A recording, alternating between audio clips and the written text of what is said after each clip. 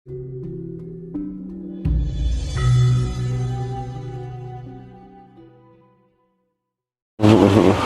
tuyul takut dengan kemiri begitu kah atau gimana? Oh, bukan takut dengan kemiri. Kemiri itu sebagai media untuk nangkep goib. Nanti kalau masuk ke dalam kemiri itu seperti adanya neraka kecil, panas dia. Jadi nggak bisa keluar lagi mereka, kecuali kemiri itu pecah. Nah, nanti akan dikembaliin ke alam, baru dia lepas di alam. Jadi setelah dia masuk ke alam, dia masuk ke dalam takdir baru. Iya. Iya. Kemiri itu nanti diapakan, Kanjeng Budi?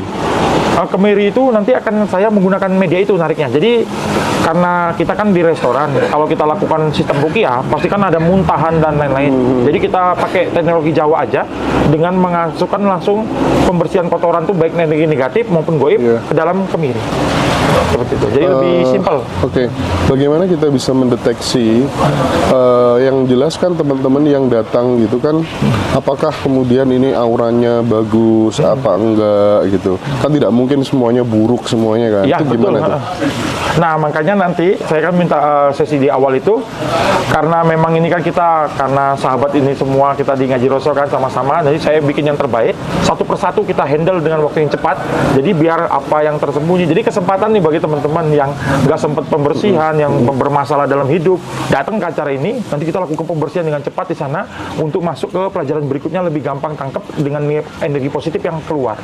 Jadi itu apa kira-kira konsekuensi logisnya jika kemudian seseorang tidak melakukan cleansing aura dan cakra itu?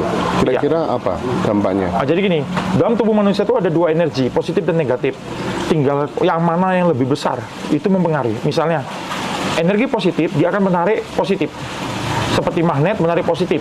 Positif itu adalah rezekian, persahabatan yang saling menguntungkan, kebahagiaan. Tapi negatif itu ditipu orang, kehancuran, yang itu. Jadi kalau bisa energi positif negatif itu ditekan atau dibersihkan, positifnya dinaikkan.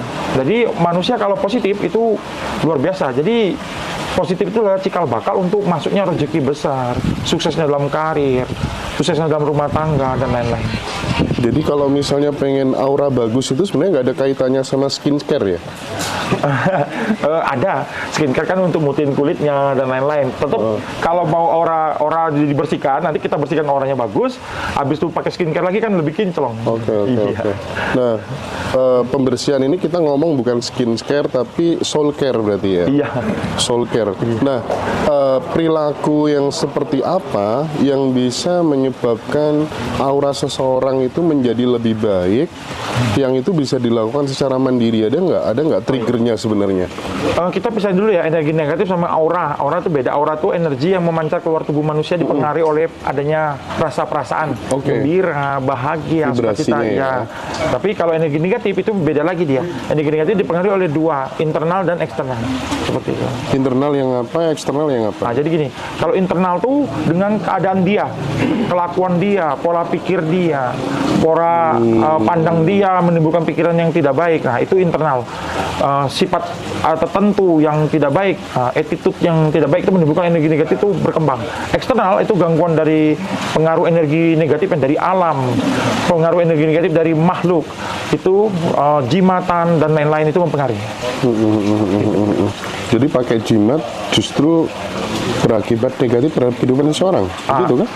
Seperti gini dulu, kita tahu dulu jimatnya itu ada dua macam. Jimat itu ada yang mengandung energi positif, ada jimat yang mengandung energi negatif. Makhluk gaib juga ada dua macam. Ada yang mengandung energi negatif, ada yang mengandung energi positif. Begitu. Contoh yang negatif, yang positif gimana? Jadi gini, misalnya kita tarik, misalnya jimat ini biasa dapat dari pohon ini. Nah, orang nggak pernah ngecek jimat dari pohon ini nih, apa yang ada dalam jimat itu. Nah, coba kalau kita tayuh, ada ilmu Jawa namanya tayuh pusaka, kita tayuh, kita kan tahu, dalamnya gundurwo. Nah, gundurwo itu energinya negatif. Nah, itu nanti masuk ke dalam diri dia, nanti lama-lama gundurwo itu akan memiliki dia. Jadi dia akan datang ke mimpi dan lain-lain, akhirnya susah banget dipisahkan, akhirnya energi negatif semakin besar, nanti baru bermasalah dalam rumah tangga, bermasalah dalam usaha, bermasalah dalam berhubungan antara sosial masyarakat dan lain-lain. Nah, kalau istilahnya energi positif yang ada di dalam jimatan itu, ada juga makhluk yang menimbulkan energi positif. itu juga menimbulkan energi positif dalam tubuh orang itu, tapi karena adanya berasal dari gaib, tetap juga menimbulkan masalah juga ke belakangnya, tapi tidak sebesar efek dari negatif. Bagaimana kita menjelaskan fenomena gaib secara saintis, Kanjeng Budi? Kanjeng Budi kan katanya bisa melihat, oh ini ada penunggunya, oh ini ada genderuwo, ini ada buto ijo, dan seterusnya, begitu ya. Itu penjelasan secara saintisnya gimana sih kira-kira? Sebenarnya gampang, tubuh manusia ini sudah ada semua alat-alatnya gitu. Jadi di dalam dunia ilmiah itu ada kineologi atau kinestetik gitu. Jadi orang bisa merespon energi yang ada dalam alam, menimbulkan efek kekuatan pada tubuhnya atau keseimbangan pada tubuhnya. Itu salah satunya. Terus juga tubuh manusia itu bisa merespon adanya energi yang tidak baik maupun energi baik.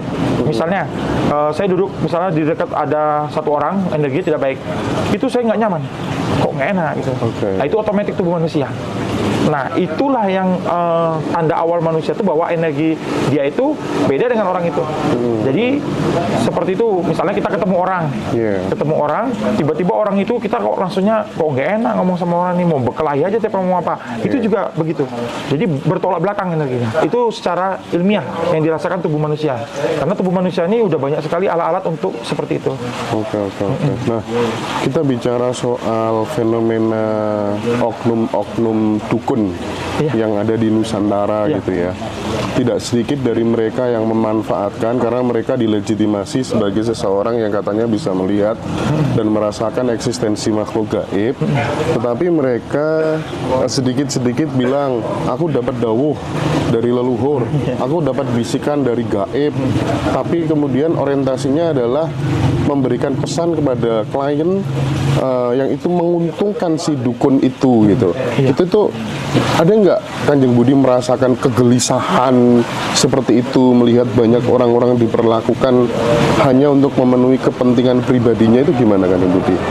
Kalau ini bukan sebuah rahasia lagi ya, banyak sekali yang memang dirugikan soal ini. Contohnya ada banyak juga yang sudah datang ke saya cerita bagaimana si A, dukun si B, dan lain-lain. Jadi sebenarnya karena seperti ini Pak ya, orang kalau biasa bermasalah tuh kadang-kadang mereka tuh tidak bisa berpikiran jernih gitu. Jadi mereka tuh butuh banget, misalnya utang harus dibayar tuh, jadi kalap sekali itu pikirannya. Jadi kadang-kadang momen itulah yang dimanfaatin untuk dawu-dawu seperti itu. Jadi kejadian ini udah banyak sekali ini. Orang-orang dari dukun ditipu, ada yang sampai dirugikan lahir batin dan lain-lain gitu.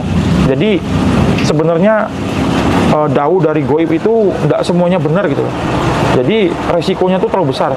Kadang-kadang seperti dukun ngomong tentang kamu hidupnya sekitar 2 tahun lagi. Itu sebenarnya adalah sebuah kutuk dari goib yang disampaikan pada dukun itu untuk orang itu. Manusia begitu dengar 2 tahun lagi mau mati, dia akan cemas. Dia akan cari penyelamatan sana sini. Akhirnya kecemasan itu membuat kematian dia di saat 2 tahun lagi. Berarti orang yang datang ke dukun, ketika kemudian dukunnya bilang, aku dapat bisikan dari gaib, orang itu harusnya mikir ini, gaibnya ini gaib pinter atau gaib goblok atau gaib-gaiban, itu harusnya ditakar-takar dulu begitu. Iya, jadi gini, cara gampangnya nanti kalau teman-teman pergi ke dukun atau ke siapa untuk melihat itu dukun bagi kita tuh benar atau tidak, lihat aja dari hidupnya gitu. Oke, menarik. Gitu. Ketemu saya, point of view-nya adalah ketika kamu datang ke dukun, itu kan rata-rata yang paling banter kan adalah tentang kebutuhan finansial. Lihat dulu dong dukunnya itu naik Rolls Royce, naik Alphard, naik apa gitu ya, rumahnya seperti apa, gitu, sehingga relate gitu. Seperti seorang coaching, seorang pelatih, dia bicara soal finansial, tapi tunjukin dulu dong saldo rekeningmu berapa, ibaratnya begitu kan? Jadi memang harus selektif ya Kanjeng Budi ya. Soalnya gini, masalah kerezekian ini sangat sensitif ya. Jadi gini, kita harus tahu dulu yang kita datangin ini kastanya apa, brahmanakah, satriakah atau apa. Kalau kayak kami ini kan kastanya memang brahmana, kami hidup di tempat yang seadanya. Cuma kami juga bisa punya hak untuk membantu orang terbukanya jalan rezeki. Tapi ada orang yang bilang katanya dia bisa mendatangkan uang, dia bisa bikin gandakan uang. Pertanyaan saya, kenapa dia masih nyuruh orang datang bayar? Kan dia datangkan sendiri aja di rumah uang itu, di kamarnya dipenuhin sama gunung emas. iya. Ngapain dia suruh orang datang gitu? Biasanya juga kalau ketemu emas kita diam-diam nggak cerita orang gitu. Iya sih. Nah, jadi kadang-kadang memang saya ngertinya gini Pak, orang-orang yang ngalami masalah ini memang pikirannya tuh pendek Pak. Jadi dia kayak kalap gitu, apa aja berani dilakukan gitu.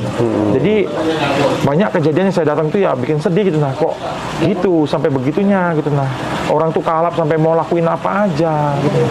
Jadi dukun sekarang kan ada aja dalinya gini, harus begini gitu. Jadi ya wah susah ngomong aja zaman sekarang ini eranya semua tuh dukun tuh sebuah profesi aja jadinya untuk mencari uang sama kayak profesi yang lain. Oke.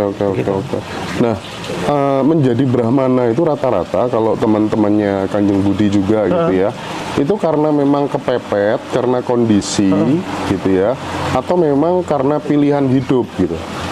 Ini beda dia. Ada yang karena kondisi, tapi biasanya tidak langgeng. Ada yang karena kepepet, biasanya juga nggak langgeng. Jadi kalau kayak saya ini, kami ini kan panggilan. Jadi kami tinggalin kenyamanan kami untuk tinggal. Cuma kalau zaman dahulu seorang Brahmana biasanya dia harus sukses dulu. Dia tinggal, jadi dia cukupin semua ransum keluarganya, baru dia ninggalin semuanya. Jadi Brahmana jalan ke pertapa itu ya berat. Harus ninggalin semuanya gitu. Jadi istilahnya tidak ada lagi ikatan dalam apapun gitu. Ya walaupun ada ikatan baru ya itu hanya ikatan yang bukan berhubungan dengan keterlanjutan selanjutnya gitu. Oke.